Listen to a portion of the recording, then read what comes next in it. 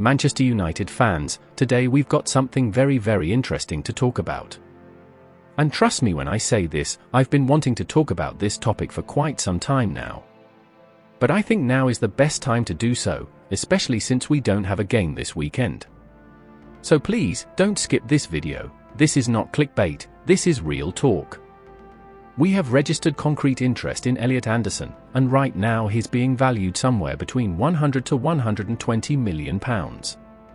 Now, the big question that every fan wants answered is simple. Should Manchester United really spend that kind of money on Eliot Anderson? That's exactly what this video is about. I want to give my honest take, what I truly believe is right, what I think the club should do, and how we can actually solve our midfield problem in a way that makes sense for long term. Please watch this video all the way till the end, and tell me what you think too also after you hear my own take, because at the end of the day, we are all Manchester United fans. We all love this club, and every single one of our opinions matters a lot too. So first, let's start with who Eliot Anderson actually is, because not every fan knows his full story. Anderson started at Newcastle United, he's been there since he was just 8 years old. That's the club that raised him, that gave him his foundation. He worked his way through their academy, and eventually made it all the way up to the senior team. He played a total of 55 times for Newcastle, including 44 appearances in the Premier League. He's a creative midfielder, someone who can play as a number 6, 8 or as a number 10. He made his Premier League debut back in 2021 against Arsenal, after standing out massively for the Newcastle under-23. He then went on loan to Bristol Rovers, and that's really where his story picked up momentum. He didn't just go there to gain experience, he went there and transformed the team. He helped them win promotion from League 2, and in just 21 games, he scored 8 goals and provided 5 assists. That's a huge impact for a young midfielder in a lower division. That loan was the turning point. It boosted his confidence, his maturity, and his reputation. When he came back to Newcastle, he got more game time. He made 27 appearances in the 2022-23 season, the same season Newcastle finished in the top 4 and qualified for the Champions League. And in 2023 and 2024 season, he had 10 Premier League starts, with 2 assists and some solid performances, including his Champions League debut against AC Milan at the San Siro. Then came the big move. In 2024, Nottingham Forest signed him for £35 million. Now at Forest, he's played 48 games already, which is actually more than he played in total for Newcastle. That tells you something, it tells you that at Newcastle, he was never really a consistent starter. He was in and out of the team, often coming off the bench and was loaned too. But at Forest, he's become a regular. Last season was his first complete season as a proper first-team starter. Now, this is where the real debate starts. Because, yes, Eliot Anderson is a good player. I'm not denying that for a second. He's technically gifted, he's creative, he's got energy, he's young, and he's Premier League proven to some extent. But should we spend £100 to £120 million on him right now? For me, the answer is a big no. And let me explain why. We all know that Manchester United have spent so much money over the last few years. We've thrown big fees on big names, and many of those deals simply didn't work out. Now, I'm not saying the same thing will happen with Anderson, but we need to be realistic, we're in a different phase as a club right now. We can't just keep spending £100 million on every new shiny player who looks promising after 1 or 2 good seasons. We've done that, and it hurt us. Right now, we have to be smart. We have limited funds. We have other areas that desperately need reinforcements, left wing back, midfield depth, and even another striker. So if we go and drop £100 million on just one player, what happens to the rest of the team? We can't fix one problem by creating 3 more. Now, I know a lot of people are going to say, well, look at Chelsea, they spent £100 million plus on Enzo and Caicedo each. Look at Arsenal, they spent £100 million on Declan Rice. But let's be honest, those players had years of consistency before those transfers. Declan Rice had 6 full seasons at West Ham.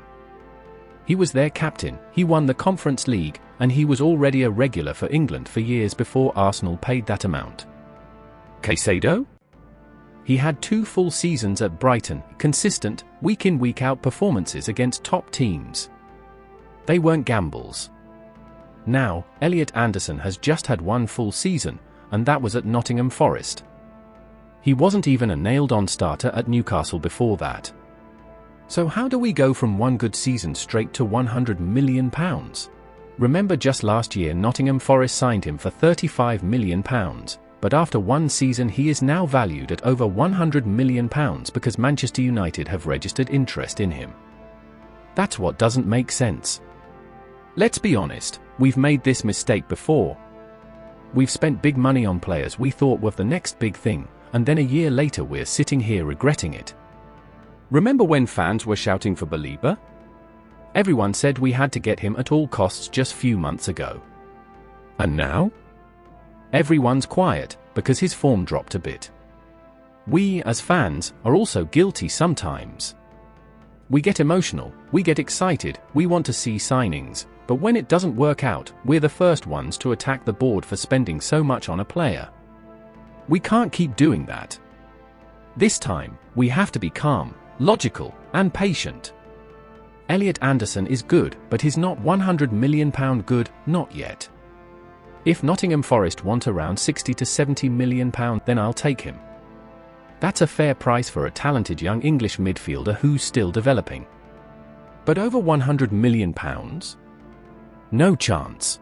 You see, for a club like United that doesn't have unlimited transfer funds anymore, we have to be strategic. We have to make sure that every penny we spend has an 80 to 90% chance of success, not 50 to 50. If Nottingham Forest say £60 to £70 million, maybe we talk. Because at that price, you can still get another player with the remaining budget. But £120 million? For a player with 1 full season? That's a risk too high.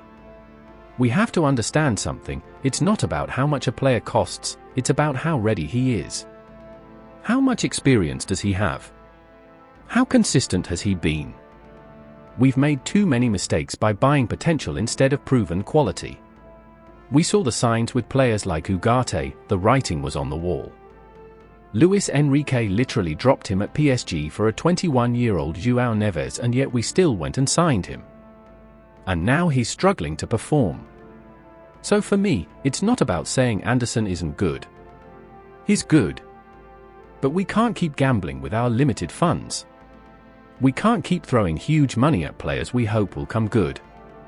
If we had unlimited money like City or Chelsea, I'd say yes, take the risk, we still have money to sign other players in other areas that needs reinforcements, because even if it doesn't work, you can replace him next window. But we don't have that luxury. So we have to be smart, disciplined, and focused on the bigger picture. Now I have to ask, what is our scouting team doing? I'll admit, they've improved. You can see it in some of the new signings, they're definitely better than before. But don't tell me there aren't midfielders in Europe or even in the Premier League who are just as good as Anderson or even better, with more experience, and available for less money. We can't be blinded by one player. There are other options. If Forest want to overprice him, fine. Let them. We move. We have to be ruthless, because this club has suffered too much from emotional decision-making. Look at Brighton and Bournemouth, they sign quality players for almost nothing and then they sell them after few seasons for very big money. So why can't we scout those kind of players? And like I said, 100 million can get us 2 solid players. Imagine signing a good midfielder and a proper wingback for that same money, you're fixing 2 problems, not 1. That's how you build a team. Listen, here's something the club can use to our advantage right now. The transfer market is not crazy for midfielders at this exact moment. Big clubs aren't hunting one. Liverpool have enough. Chelsea have enough. Arsenal have enough. Even Manchester City are covered. That creates an opportunity for United, a negotiating window where demand is lower, and we can actually force the price down. We must be smart here. If we take our time and push hard, we can get Eliot Anderson for much less than the wild £100-120m figures being thrown around. Or, and this is key, we can use that same negotiating logic to land a different midfielder who might even be better value than Anderson for the same or lower fee. The market is quiet on midfield right now, that's leverage. Use it. Now, I'll be honest, I am a big fan of Eliot Anderson. I rate him highly. Between him and Belieber I'd take Anderson, but not because he's clearly miles better, it's because of timing and availability. Both players have similar short windows of consistent form, neither has more than a couple of seasons proving themselves at the highest level. I rate them close, but Anderson has one concrete advantage for United: AFCON availability. Think about December and January. Soon we'll lose key players to AFCON, or players who will be gone for multiple matches. If the club spends big money on someone who will also leave, that undermines the whole point of recruitment. With Anderson, we wouldn't lose him to AFCON in the future, maybe next year and thereafter. He'd be available when others go. That matters. Imagine spending big on a player to solve a problem, then watching him leave for 4 matches and possibly return injured. That's the exact scenario we must avoid. So, in a nutshell, I want Anderson. I like him. But I want him for much cheaper. I want him for a price that still lets us fix other urgent holes: a wingback, another midfielder, even a striker. If Forest sell him for around 60-70m, I'd gladly take him. That leaves money to sign the other players we desperately need. But 100-120m? No. Not when we can get 2 quality pieces for that price and properly strengthen the squad. And to my fellow fans, we're part of the problem sometimes. A few months ago we were screaming for Belieber at all costs. Remember the Sesko rush? We wanted him ahead of Newcastle, remember? Now look, reactions flip fast. One minute we push for a signing, the next we're shouting it was a mistake.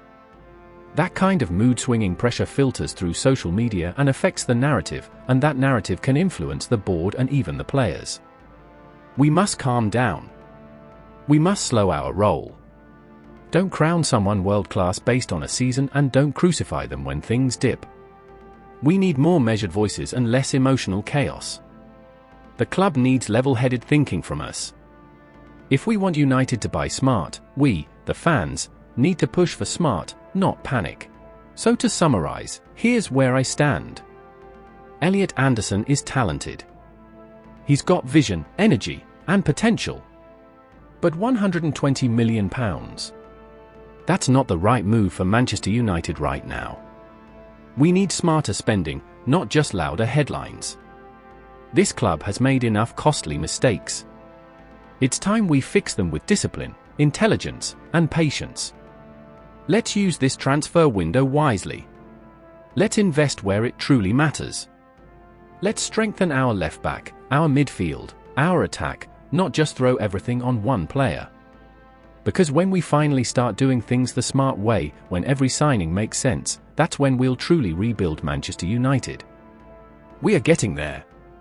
You can feel it. The energy is back, the fight is back, and the vision is clearer. But we need to keep moving forward with belief in the process, in the manager, and in smart decision-making. We're not far away, guys. We just need to keep that same hunger, that same discipline. We can't afford to go back to the old days of panic buying. We must be patient, focused, and strategic. So for now, let's keep our heads high. We're building something real here, and with the right moves, the right signings, and the right mindset, Manchester United will rise again. And if you've enjoyed this video, please don't forget to like, comment, and subscribe. Your engagement helps this channel grow, and together, we'll keep bringing you real Manchester United analysis, not clickbait. Let's keep believing, let's keep pushing, and as always, glory, glory, Man United!